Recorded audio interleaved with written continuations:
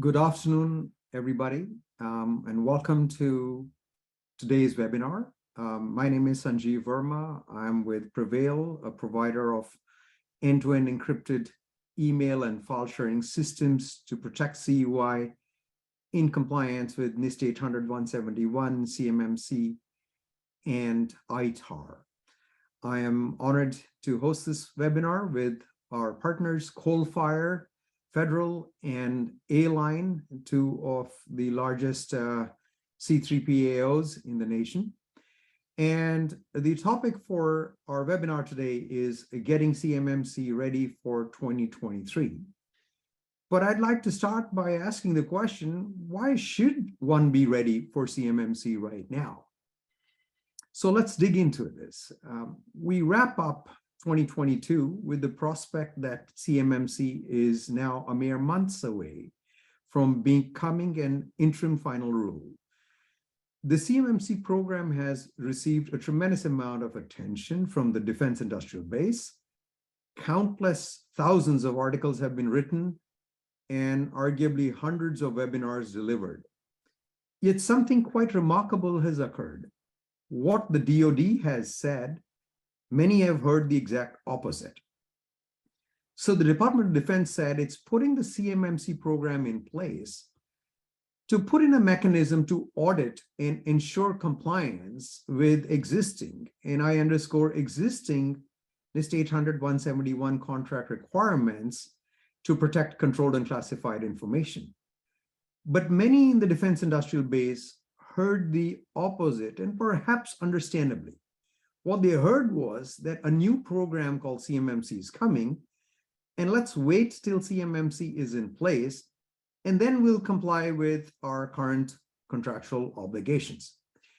So the purpose of this webinar is to provide contractors with a clear and factual understanding of their current obligations to implement NIST 800-171 to meet their existing DFARS contract obligations.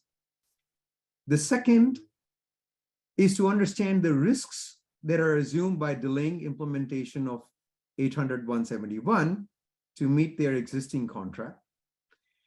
And third is to understand the relationship of CMMC to their existing 800-171 and DFARS contract requirements.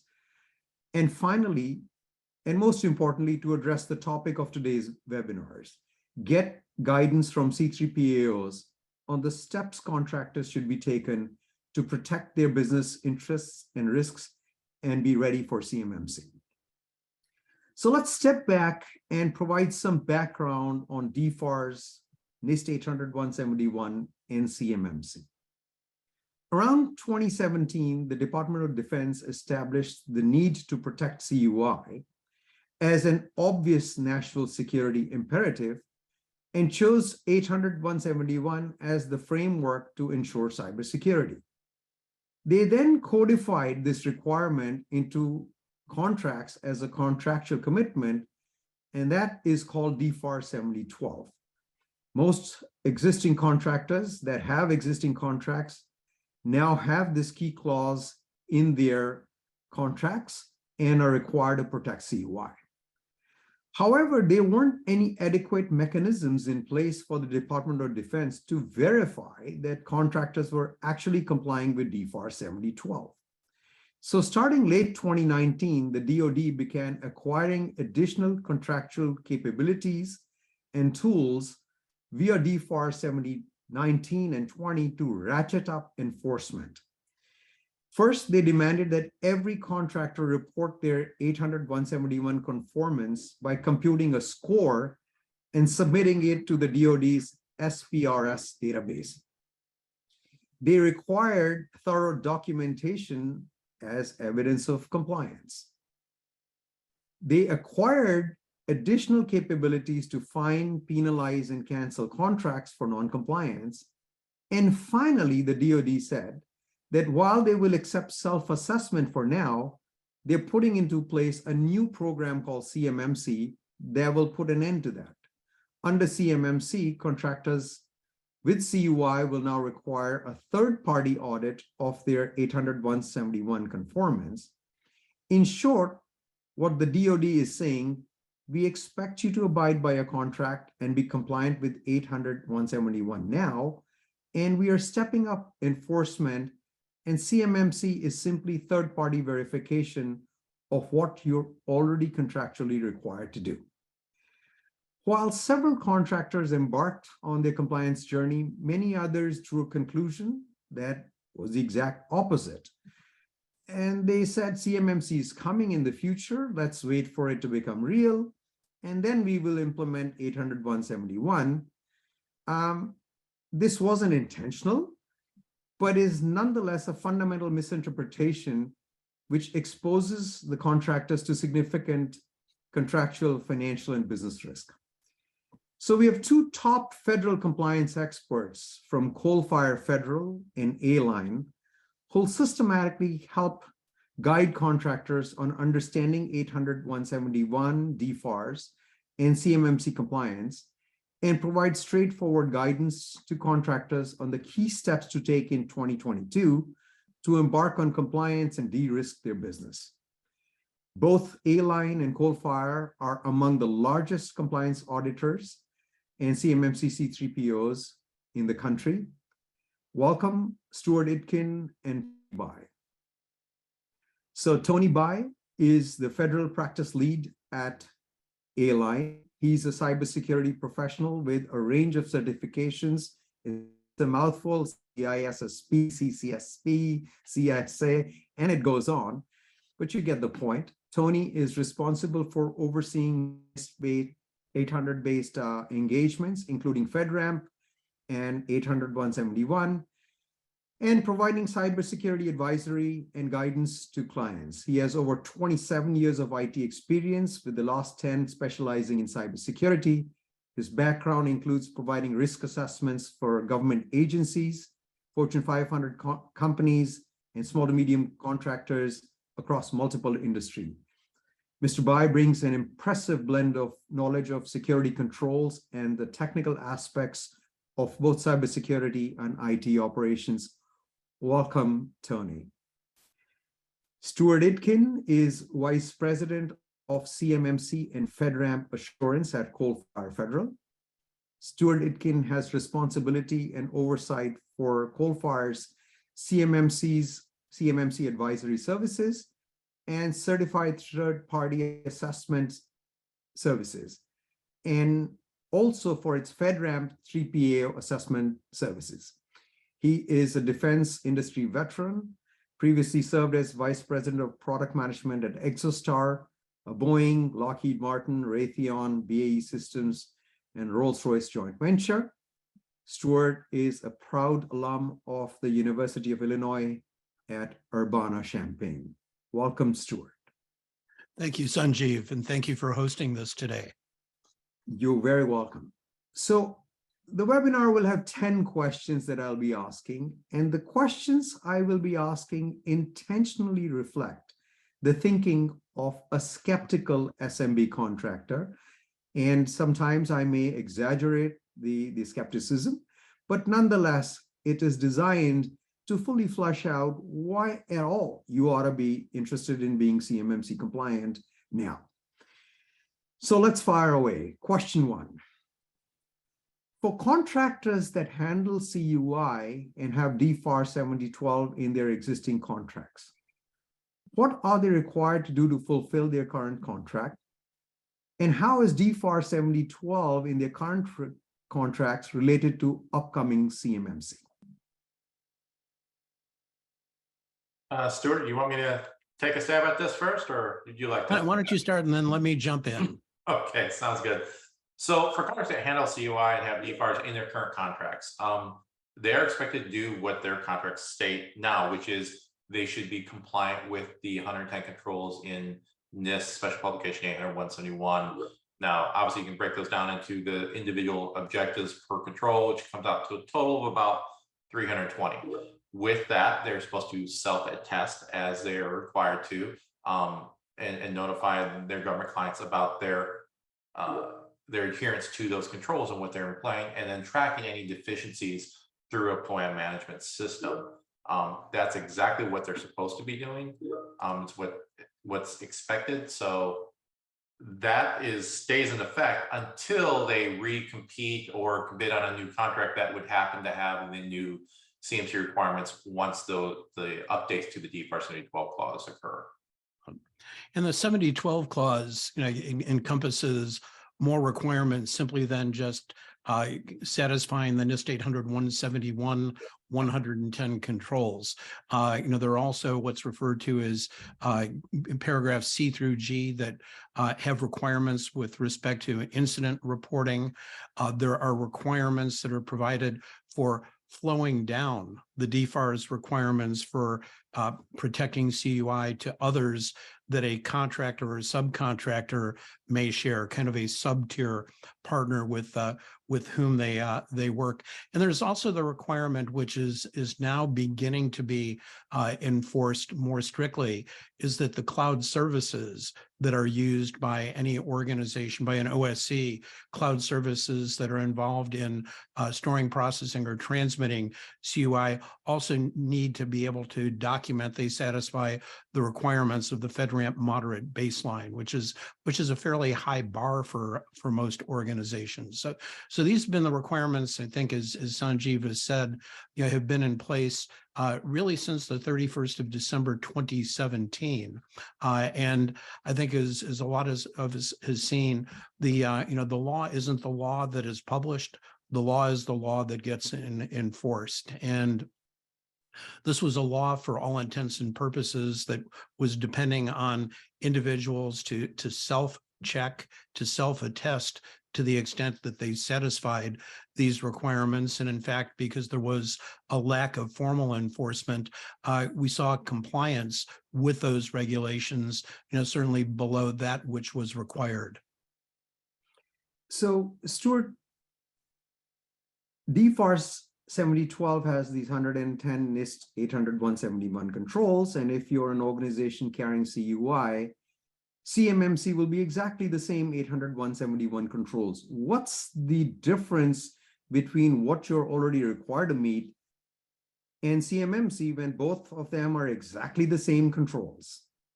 Well, so people have kind of indicated that CMMC is really an enforcement mechanism to ensure that organizations are satisfying the requirements of NIST 800-171 rather than a framework that is different from NIST 800-171. So if you look at the requirements for 800-171, the requirements that have been there, we're not asking, or the government more appropriately is not asking organizations to do something that they hadn't been required to do up until this point. It's simply indicating that there's going to be a mechanism of being able to enforce that, in fact, organizations are satisfying this. And this is, as you started out saying, this is about protecting CUI. The consequence of CUI that has been stolen from those within the DoD supply chain, pretty well documented when we look at things like the J-31 strike fighter, J-21 strike fighter that the Chinese copied from the F-35, when we look at other incidents of theft. And this is really about ensuring that organizations that are entrusted with sensitive defense information have the threshold level of cybersecurity to be able to protect that information that they receive or that they create in the fulfillment of those contracts. Yeah. So in a nutshell, I mean, is it akin to, again, in common parlance, I have a financial report, and earlier I was just sort of self-attesting, but it's the equivalent of having an audit agency like a Deloitte or somebody like that for the equivalent of a financial statement, auditing you and therefore certifying your financial statement. So in CUI land, you're required to implement 800-171, but going forward, you'll need to have attestation from a third-party auditor that you meet those 800-171 requirements. Is that a correct way to kind of look at things? I think first, yes, but I think it goes a little bit further than that as well. When people were looking at 800-171, a lot of them were looking at it from a compliance mentality. Look at the requirement and what is the least expensive easiest thing that I can do to be able to check the box to say that I've done that. Now as a C3PAO, when we assess an organization or organizations that are being assessed by the DIBCAC, it's not simply a matter of being able to say, yes, I have this policy, or yes, I have this mechanism in place, but it goes beyond to demonstrate that you're using it appropriately, and that it has been effective. So it's not a matter of writing a new policy statement, showing it to the assessor while the ink is still wet. It's about saying what it is that you're going to do to satisfy these requirements, and being able to demonstrate that, in fact, that that you're doing it. You talked earlier about kind of organizations waiting and seeing. The consequence of waiting and seeing is that it takes time to be able to satisfy this set of rich requirements, and it takes time to be able to develop the documentation that demonstrates that, in fact, you've institutionalized these requirements, and that you're following them, and that they're having the impact that's intended. Tony, you were going to add something to that? Well, I mean, it's in line with what Stuart's saying, right? So this isn't a check the box requirement. I mean, it is on the contract, right? But the whole point is to make a paradigm shift, a shift of mentality and perspective of the end result is to protect the data. What 171 and CMC is supposed to provide is that trust but verify aspect of what would be considered common cyber hygiene best practices to implement, protect your data, right? The other aspect here is it provides a level or a consistent standard in which to assess and validate that the controls are being properly implemented. You're meeting the intent of the control, not necessarily the letter of the law type of the control, right? So you can have compensating controls to address that stuff. That's what the C3PAOs bring in, because a big part of not only just the self-attestation part under 171, but a big part too is companies, unless you're a cybersecurity company itself that understands these controls to the depth that's required, they were taking their best shot at understanding what it is, interpreting it, and how best to implement, right?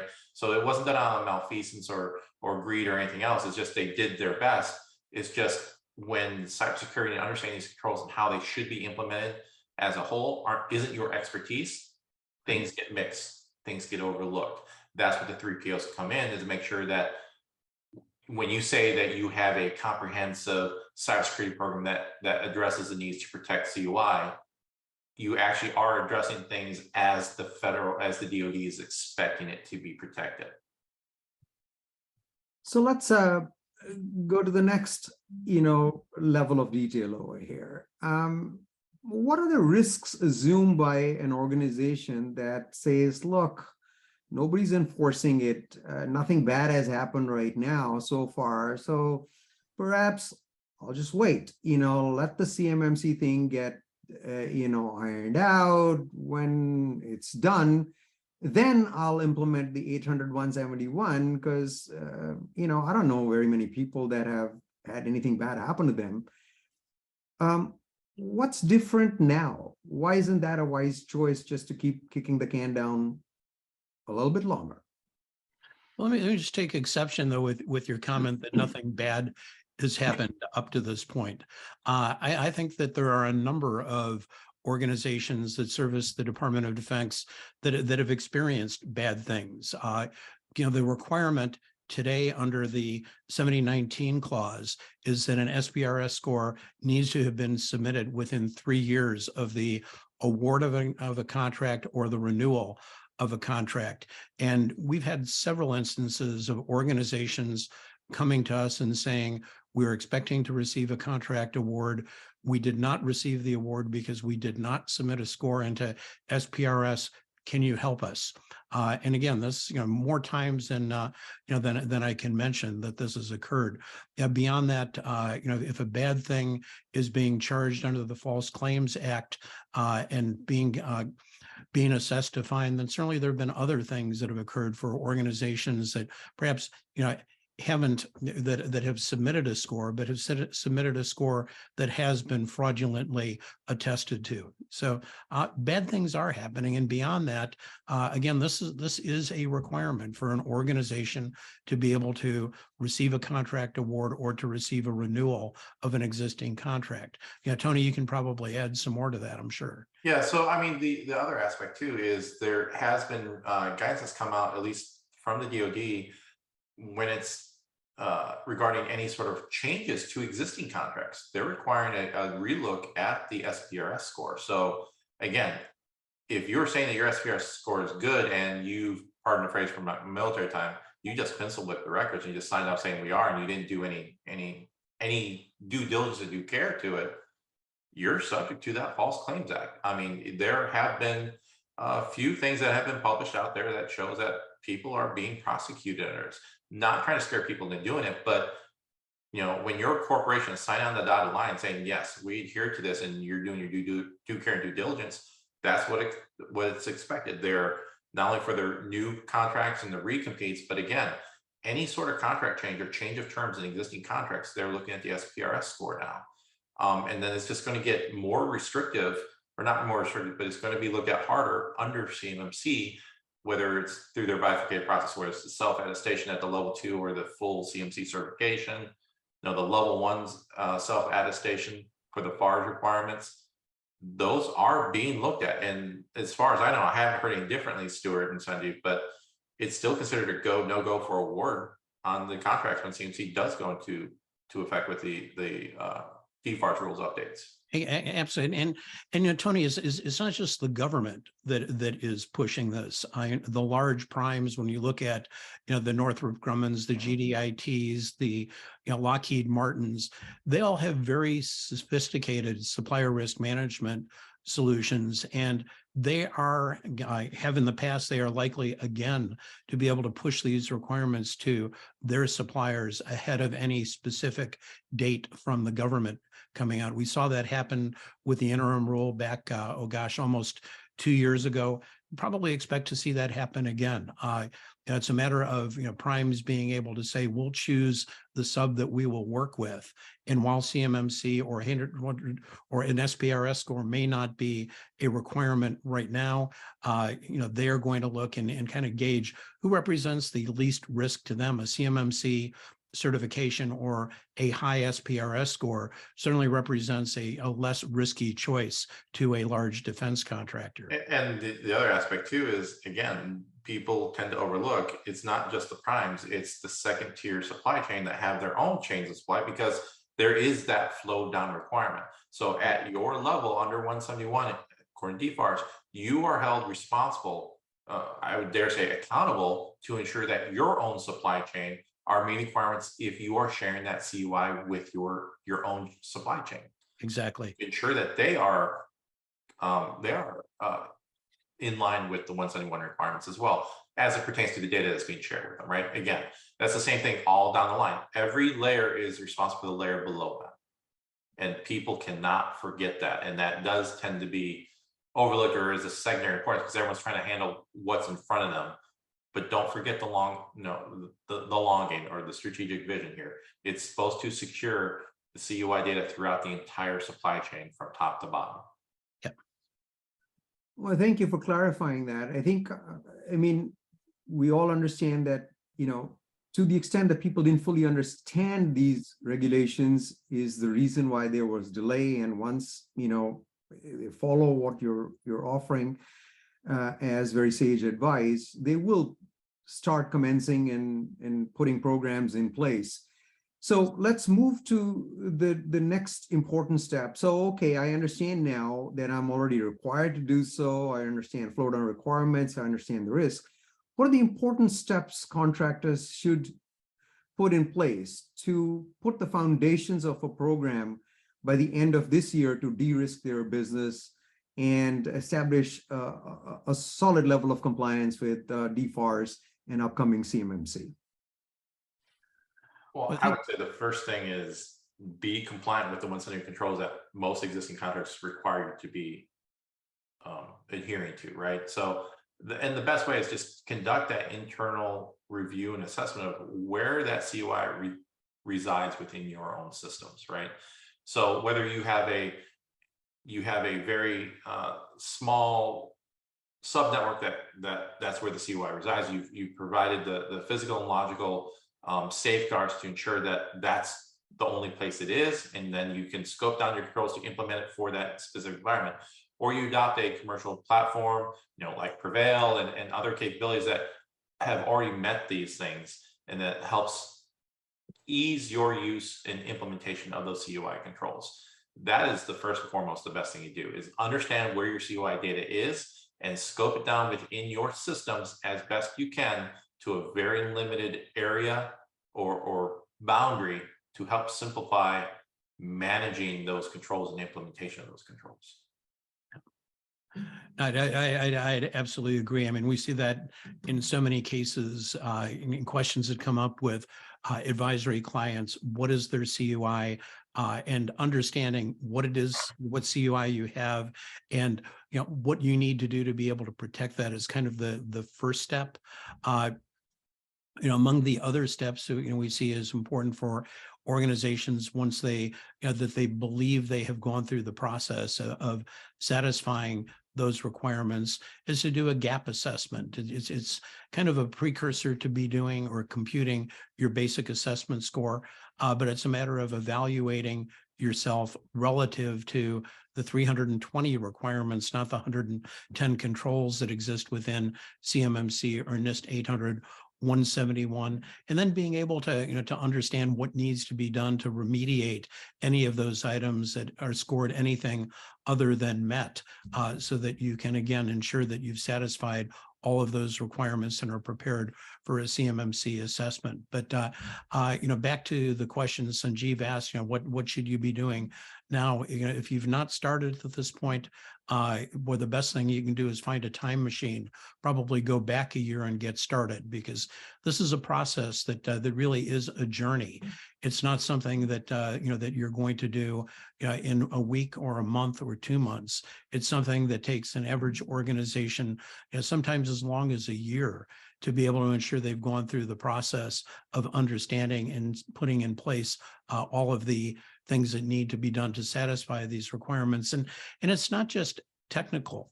There are lots of requirements that involve policies and procedures that need to be created and institutionalized. So this is a big lift, and for organizations who've not started, the best advice is start as soon as you can, and find a good partner to be able to work with.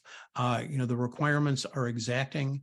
The way they're going to be assessed is very specific, and somebody who understands what those requirements are, understands the technology, understands the compliance requirements for those or for each of those, can certainly be invaluable as you go through the process of getting ready. Beyond that, there are a lot of other resources that are available to organizations. Webinars, the framework documentation, the scoping guide is all public record and made available to people, as well as a lot of other resources from vendors, from the government, from prime contractors, and so forth. Yeah. And I would add here, do not discount the importance of proper documentation of your program and what you're doing, because as much as this is about protecting data too, there is a bit of the stereotypical bureaucracy of dealing with the DoD or federal government, right? The thing is, and I think Stuart would agree, compliance is never about security, right? Compliance is a documentation of what you've done to secure your things, right? And for third-party vendors or C3PAOs to come in and do the assessment, as well as if the DoD through DIBCAC or some other agency or whatever wants to review what you're actually doing, the best way to communicate that is through a robust documentation of an SSP, your policies, procedures, things that the C3PAO is going to use to help validate that you're doing what you say you're doing. You're walking the walk and talking the talk. Right. Exactly. No, and I know that the DIBCAC recently talked about the number two reasons that organizations fail an assessment. One is kind of the comment you started, Tony. It's improperly identifying their CUI boundary, not understanding what is CUI. But number two is documentation that was either inadequate or insufficient in terms of being able to address the requirements for these controls. The documentation is absolutely critical. And again, there's a whole range of non-technical controls that really are about the policies and procedures that you've created and have been institutionalized within your organization. So having that documentation is key, and that documentation is going to be checked, and then you are going to be checked to make sure that you're following the things that you've stated in that documentation. Yes, and make sure that when you do your documentation, for those that are looking at it, if it's just a regurgitation of the control objectives, it's not going to be satisfactory. Exactly. What C3PAOs and DoD is going to be looking for is, what are you doing? Why are you doing it? When are you doing it? Who's doing that? Who, what, when, where, how, and why of implementing the control. If it's just a regurgitation of the control objective, Stuart, I'm sure we're in complete agreement. Our both organizations say you don't pass, those controls aren't met, right? Exactly. We want to see the details. Yep. So let's step a little bit in depth into this. So again, the purpose of 800-171 is to protect controlled unclassified information. You were clear in stating upfront that you've got to have some sort of a platform that enables you to protect CUI in conformance with 800-171. We all know that the general, commercial platforms that exist, don't quite do that. So if you're an organization, you have two choices. One, either you update your on-premise solution to meet 800-171, or you can adopt cloud platforms that enable the organization to inherit a fair number of compliance and control objectives. So that's the first part. The second part is, okay, so now you've taken a step to go and establish such a platform to protect your CUI in email files, etc. There is this important aspect that many have heard of, that okay, I implemented it, I am now in some level of compliance. But that's probably okay for me because I heard that a program of actions and milestones, or a POAM, is allowed. So I put a platform, I got a boatload of POAMs, and so that's pretty much good enough. So tell us a little bit more about POAMs. Is that a good strategy to put just a few controls in and rely on POAMs? And will POAMs be allowed under CMMC, and in what circumstances? So appreciate your guidance on POAMs. Wow. Let me start. And I think POAMs are one of the reasons that the original enforcement through self-attestation of 800-171 failed. A POAM is a promise to do something. I don't have a lock on my front door, but I promise I'm going to go and buy one. I promise I'll install it and lock it. That's not nearly as secure as actually having the lock on the door, locking it and keeping people from coming into your premise. The problem, was that 800-171 required that every requirement be addressed but not satisfied. And you could address a requirement by writing the plan of action or milestones, the promise, to be able to resolve it. The challenge was that organizations then seldom followed through on their POAMs. I've addressed this. Here's my promise. I'm going to buy a lock and put it in the door and lock the door. Nobody came back and checked to see if you ever did that. And as a consequence, yes, they addressed the requirement, but they didn't satisfy the requirement. And certainly from the objective of being secure and protecting CUI, they were not. So the CMMC framework recognizes that organizations may not be 100% even when they believe they are and are going through the assessment. So there is the allowance of a POAM, but the POAM is time bound, and the requirements are very straightforward. First, in CMMC, to be allowed a POAM at the time of your certification assessment, you must have scored MET on 80% or 88 of the 110 controls. Second, there's only a subset of controls for which a POAM can be provided. And third, that if you pass an assessment, get a conditional certification, you have 180 days period to be able to remedy those items that you addressed with a POAM. Those items then need to be retested. And if they've all been satisfied, you'll be granted a certification. If they have not, it's kind of, go back to, to the start. Don't pass go, don't collect $200. You actually have to then start through the certification process again. And the revalidation of those POAM items must be done by C3PAO. So it's not a, we've self-validated that we've met it. That's not good enough. And there are going to be strict requirements, as Stuart mentioned, those issues with when a POAM will be allowed during the initial assessment under CMMC. So, for example, we've mentioned the SPR score, so the DoD assessment methodology.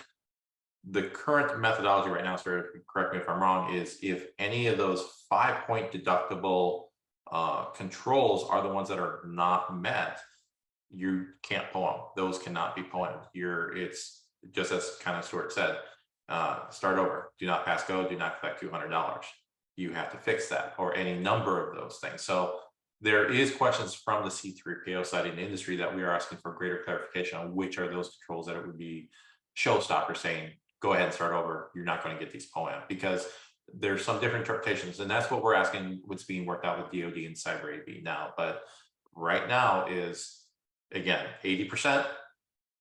And the 80% better include all those 5-point controls. If they're not, you're not going to be able to get that POAM against the current published guidance. That may change in the future, but it's not likely to.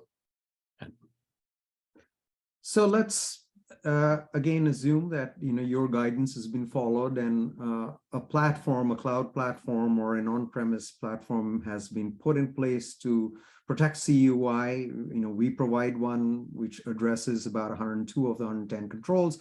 There are others like GCC High, etc., available as well. So some such platforms being put together, and now a framework for compliances is in place. And the organization is now ready to compute their SPRS score. So we've talked a lot about SPRS score. Tell us more about this score. Why does it matter? Why is it critical to compute and submit your SPRS score? Why? I mean, the first off, it's a DFARS requirement, right? So for those that aren't familiar with it, the SPRS score, the SPRS is a system where contractors will upload the score. I believe they upload their POAM as well, and something that the DoD contract knowledge can refer to and everything else. The score is just, in my personal opinion, is just an easy way to determine how mature your program is against the 171 standards. So for those that aren't familiar with it, everyone starts with a score of 110, correct, Stuart?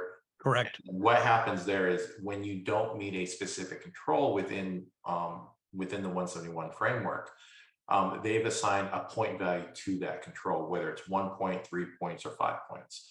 So every time you have a do not meet or not met, you subtract that from that starting score of 110. You're assuming a 110 perfect score. Now, if you failed everything, I can go as far down as to -203 or something like that with the weighted scores. But it's just a way to, a quick, easy way. It's not, at a very high level to understand the maturity level of an organization's ability to meet the 171 requirements. That's really what it is. We've seen range of like -40 all the way up to 110. It's just depending on how well you're meeting the scores. And again, POAMing. If you have a POAM finding on your 110, the self-assessment, that is a point deduction off that SPR score. So it's even in your best interest to have as clean of a system as possible, have as few POAM items as possible as well.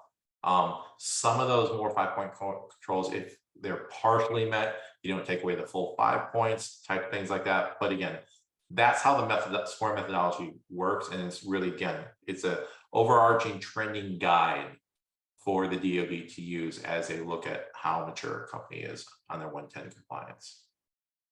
So I think you answered a very important question that's on the minds of a lot of people, that, SPRS score reflects, your compliance with 110 controls. And I think you did a beautiful job of explaining why the score ranges from 110 to -203, because, frankly, even I didn't fully understand that you start with 110 and each control has a certain score associated with it. If you don't meet it, for example, if it's a 5-point score, you get a -5 on that. And that's how you could achieve a -203 if you meet like none of them. But that's an important thing that you really clarified for folks over here. Let's dig in a little bit deeper. So what are the consequences of not submitting an SPRS score? Again, I told you I'd be the skeptic, saying, look, I'm busy, I'll get around to it. It's coming. What does this SPRS score signal to the DoD or to your prime contractor? Can the primes ask you for your score? Tell us more about it. I think that if you don't do business with the DoD or don't want to do business with the DoD, then there's probably no consequence to not having an SPRS score. If you want to receive a contract, if you want the current contract you're on to be renewed, then having computed and submitted an SPRS score, a basic assessment score via the SPRS system, is an absolute immutable requirement, and it is being checked by contracting officers. To the best of my knowledge, the prime contractors don't have access to that system, but in the past, prime contractors have asked their subcontractors to be able to submit their results of an 800-171 self-assessment. And so I assume that different primes are doing different things to be able to effectively get the equivalent of the SPRS score, if not asking what was the SPRS score that was submitted. And again, primes making risk-based decisions are going to more likely select somebody who represents less of a risk, who has a higher SPRS score. And so have that too. I'm sorry. What Stuart says about the primes as well is I believe is happening with the contractors for award of contracts as well, because when they upload the SPR score, it's a differentiator. I mean, if you think about a contractor who has to decide, or the source selection committee on a contract, am I going to select a company that scores a 90 out of 110 or one that scores 40 out of 110? Right? Because again, it is about the DoD is looking at protection of the CUI. So I'm not an acquisition official. I don't know the ins and outs of the federal contracting world in of itself, but I believe it is being looked at as a factor when DoD is looking to award contracts as well. So that's obviously just hits everyone's bottom line that is doing business with the DoD as well.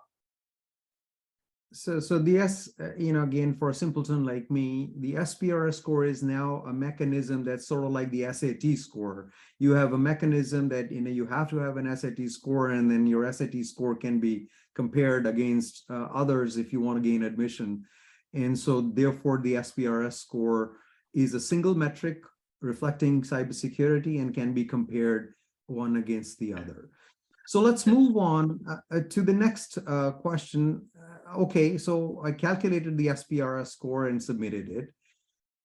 Both of you mentioned the need for documentary evidence of accuracy. Again, playing the skeptic, a contractor says, hey, look, I kind of did a quick and dirty calculation of the SPRS score. It was asked, I submitted it, because as the saying goes, it seems good enough for government work, so I did it. What's the risk? I'll get around to the real score when in the future I implement 800-171 or Tony and Stuart are auditing us.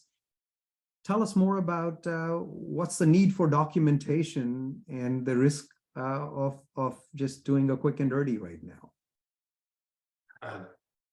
Stuart, you want to take it first? I was going to say it's a matter of where do you start on that question. Again, a lot of the requirements are non-technical. They involve the processes that you're implementing or putting in place in your organization. How is it you screen individuals that you hire to ensure they satisfy the requirements to be able to have access to CUI? Being able to have that documented and then having evidence that shows you're following that process to do background checks and screening is going to be part of the assessment. Again, if you're if the DIBCAT comes in and audits you, which they can today for anybody who's submitted an SPRS score, or once CMMC comes into effect and a C3PAO like A-Lign or Coalfire Federal comes in, our assessors are going to look at every one of those 320 requirements. And our job is to be able to apply 2 of 3 different methods for each and every one of those to verify that they have been met. The methods are interview, examine, and test. We can ask somebody, how do you satisfy this? We can examine the evidence or the documentation that you put together, or we can say, show me. And if you aren't able to go through and to be able to satisfy that with sufficient documentation, you'll fail. As I think we've said to some organizations, you can certainly satisfy the requirements, but fail the assessment with improper or insufficient documentation. Tony, I'm sure there's things I've left out, but. Well, I mean, the aspect here is, I understand, Sanjeev, to play the devil's advocate here, but someone that does a quick and dirty, again, you're already signing on the dotted line that you are meeting these requirements. So if you're not truly meeting these requirements, is the risk worth it? So, and the reason why I say this, for example, we kind of mentioned earlier, the DFAR 7012 clause, there are these cyber incident reporting requirements that are outside of the 171 or CMC requirements, right? They should be reflected in your incident response plan, but they are contractual agreements specifically outlined within the DFARs. So God forbid if a company has a cyber incident, per those DFARs clauses, the 19 and 20 and everything else, the DIBCAT can come in, or the DoD, just whatever agency, the DoD can come in and look and examine, how did you implement these controls? And if you did it down and dirty, you kind of show, well, you said you did it, but you really didn't. Again, Fraud Claims Act, breach of contract because you didn't meet the contractual requirements that you signed up to do. That fact that the DoD, those subsequent DFARS clauses requires or allows for them to come in at their discretion to come in and do their own independent assessment to ensure that you are doing what you said you did. So there are risks. Is the likelihood of these happen high, moderate, low? It really depends, right? So what people forget in those the DFARS clauses is the self-attestation is what DoD has labeled a basic confidence. You self-attested that you meet those 171 controls. What the subsequent clauses state that a DoD has the right to come in and perform a medium confidence or a high confidence. From layman's terms, I kind of look at medium confidence as, we're going to do video conferencing. Let me do my own independent documentation review, see if you meet it or don't meet, right? The high confidence, they're going to act as just as a C3PAO. They're going to do on-site, review documentation, review artifact configuration settings, interview people to make sure they're doing exactly what their policy procedures state they do their own testing, shoulder serve, type in this input into your domain directory with this PowerShell command line, and this should be the expected output if you set the controls up as outlined with those technical controls. But again, 171 and CMC is based upon people, processes, and technology. It covers all 3 with the implementation of those controls. Yeah. And I think, among the things we've been talking about, we need to put it in the context of where we're going. CMMC sets a minimum acceptable threshold, and that minimum acceptable threshold that everybody is going to be held to is a basic assessment score of 110. We've talked about varying degrees of SPRS score. We've talked about the difference in risk that's associated, but under CMMC, to be able to achieve a CMMC certification, you have to have the equivalent of 110 SPRS score. In terms of quick and dirty documentation, once CMMC is fully implemented and organizations go through a third-party assessment, again, by an organization like A-Lign or Coalfire Federal, quick and dirty isn't going to make it. I mean, there is a minimum standard of adequacy and sufficiency for documentation which needs to be met and needs to be achieved. And if you've done quick and dirty, if you're not 110, again, you should look at the commercial market rather than the DoD market, because you're not going to have a very good time there. And just understand too, this is going to be for not just DoD. I mean, the other federal agencies are looking at the CMC construct, not necessarily a lift and shift of CMC, but they're looking at either the same thing or similar things to implement for protection of CUI in other federal government areas too. So if you think that I can skip DoD and not worry about anything else, this is being looked at. It's a whole of government initiative to how do we protect this information. It may not be there in the other agencies now, but it's going to happen fairly quickly. You've already heard things, like CISA with DHS. Even other, I believe there's talks in the government side with other governments, like with UK and Australia and things of that nature, where they're looking to see how this is implemented in the US, because similar initiatives will be implemented against other countries as well. Yeah, there was a Washington technology event 2 weeks ago, sponsored by the Cyber AB, at which Stacy Bostjanek, who is responsible for rollout of CMMC within DoD, she spoke and she gave a very strong message to all organizations that supply to the Department of Defense, independent of where they are in that supply chain. Get ready now, don't wait. There was a follow-up article that Sarah Friedman did in Inside Cybersecurity on the 10th of November.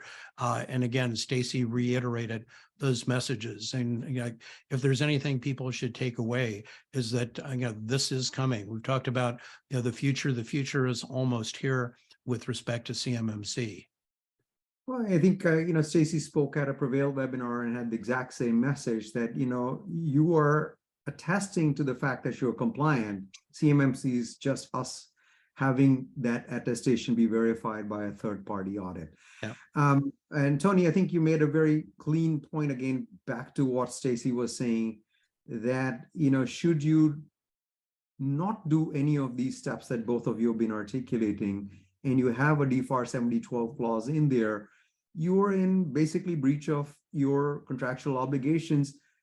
And most companies, I would hazard to say 95% or more, would not intentionally be doing it. I firmly believe that they're doing so because of misunderstanding of what's being required, not because they intend to be non-conforming to their contractual obligations. Moving on to a question on this documentation, and here I'd appreciate just a quick short answer. What is the system security plan, and what's its relationship to documentation that you guys have been referring to for showing evidence of compliance? How I term it is the SSP is your heart and soul of your entire package. It is your roadmap to outline and summarize what you've done to protect your system and protect the CUI data. It's the roadmap that the government uses and even the C3PAOs we use that will point to the other relevant or supporting evidence and artifacts and documentation to back up you doing what you say you're doing, right? That's the SSP. It's the roadmap that outlines how you've done everything. And that's what we're going to use as our roadmap to validate that you've done everything. And it is a living, breathing document. As you make changes, you should make the appropriate changes in your SSP as well. Just the same as for 171 and for CMC. If you don't have an SSP, the assessment's not even going to begin, because without that roadmap, we don't have a place to start. And so in essence, all the documentation requirements, they are evidenced through the system security plan, and we want to establish that connection. So we're down to the last 5 minutes, and frankly, compliance is a complex, undertaking, and the vast majority of, especially the small to medium businesses without in-house expertise, can't handle it themselves anymore, that they can file a complex tax return by themselves. They need third-party compliance expertise, either hired or commence conversations with experts by the end of this year if they are to be in compliance with existing requirements and upcoming CMMC. So how will registered practitioners, consultants, organizations like yourselves, help them meet their DFARS requirements and set up for success in CMMC audits? And also, from both of you, what are your top 3 must-dos by the end of 2022 for DIB contractors? And you have 2.5 minutes each to answer those questions. Yeah. Stuart, I'll let you go first. Well, yeah, so again, I think you brought up an important point with respect to engaging a partner who's familiar with these requirements, who understands the technology, understands how they're going to be assessed. Finding an organization to help you, I think, is really important. But word of caution, that anybody can say that they can help you with CMMC. There's a real difference between the qualifications of individual organizations, and an organization that is also a C3PAO is gone through the training, has the certifications, that they know the framework, they know how the framework is going to be assessed. There's a lot of good organizations out there who can help with someone, but not everyone is created equal, and there are a few that are perhaps looking at an opportunity at the expense of organizations that need to go through this process. In terms of three things, if you haven't started, I said, as I wish you could get a time machine, start now. Make sure that you understand what your CUI is, work with a partner, develop a plan, and perhaps to the extent that you can, leverage cloud services, because they minimize the amount of work and effort that you and your organization need to do. And I would pretty much say the same thing. So when you find that partner, you have to do your due diligence, right? Anyone can be label themselves an RPO, go through the approval process, but it does not speak to their level of competency and their background, skill, and knowledge in this arena. So I do encourage companies to do their homework and find competent, skilled, and experienced people within the federal arena, whether it's preferably specifically 171 CMC, but if it's 853 controls with FSMA, RMF, FedRAMP, what have you, at least they understand the mindset of the federal government, DoD in particular. That is very helpful. So just do your homework and make sure you do your proper vetting of your partner. The top three things, again, I'll really start understanding where your CUI is and understand where your CUI environment, where it's flowing to and from, and scoping that down, right? And then start documenting how you are implementing, protecting that data. Do that internal gap assessment. Again, the partner can help facilitate all this. And the same things as Stuart said, cloud service providers and cloud service offerings to third parties like PreVeil can meet and help alleviate a lot of that workload for those companies. But again, do your due diligence, and that's where a good advisor or consulting partner can help you identify where those things are. So I know with Coalfire Federal and A-Lign, we are C3PAOs primarily. We may dabble in the advisory aspect, but there is a certain role and scope that we have to abide by as that independent assessor, meaning we have to be careful of, don't expect your C3PAO to be the one that tells you how to fix things, because actually we're not allowed to. We can't grade our own homework. We can't validate the things that we told you how to fix on. That would violate it would be a conflict of interest, really, is what it is. So again, that's kind of where you have your independent assessor. They can help you understand the process and what they expect to see in things, but you also need that either internal partner or external partner that you hire on that provides that expertise in CMC and 171. So I think just in conclusion, we have 1 minute over here. I wanted to clarify over here that A-Lign and Coalfire, yes, you are C3PAOs and you'll be doing audits, but are there an arm of your organizations that can provide the consulting services where you help a company, establish a compliance program, and in that case, you can't audit them, but you're advising them to do so. Is that the case for both of you? In our case, it is, and it's why we have partnerships with organizations like A-Lign. If we're doing advisory, we have a set of C3PAOs that we might recommend somebody take a look at, or if we've been asked to do an assessment, others that we might recommend that they engage as an advisor. And I think, Tony, you're the same at A-Lign, are you not? Yes, we do the same thing. Our advisor practice is very limited. So again, we do have a strong stable of partners that are experienced on the advisory consulting side as well. Well, I appreciate both of you offering your perspectives, and I'd like to conclude by saying that as far as cloud services go, PreVeil will be happy to be of assistance. If you have any questions in compliance or on cloud platforms to protect your CUI, info@preveil.com is an access point. And finally, I would like to also highlight that a couple of weeks from now, this important question of what are your legal requirements to comply with DFARS will be addressed by one of the top legal experts, Bob Metzger. I think it's on December 6th. And we appreciate your attendance today. And again, Tony and Stuart, a big thank you for sharing generously of your time and expertise. It's December 13th, Anjeev. Sorry, I misspoke. So the webinar with Bob Metzger is on December 13th. And I considered this as a part B of what we have just discussed over here, where you got compliance experts sharing their perspective, and now you got a legal expert, highlighting what the DoD and your contract says that you must abide by. So thank you again. Appreciate your presence, both as the audience and to our expert panelists. Sanjeev, thank you to you and to PreVeil. Education of those within the defense industrial base is really critical, and certainly PreVeil has taken a leadership role in helping the defense industrial base understand these requirements and what they need to be able to do. Yes, thank you very much for supporting this, and we're happy to participate anytime and answer any questions that we can.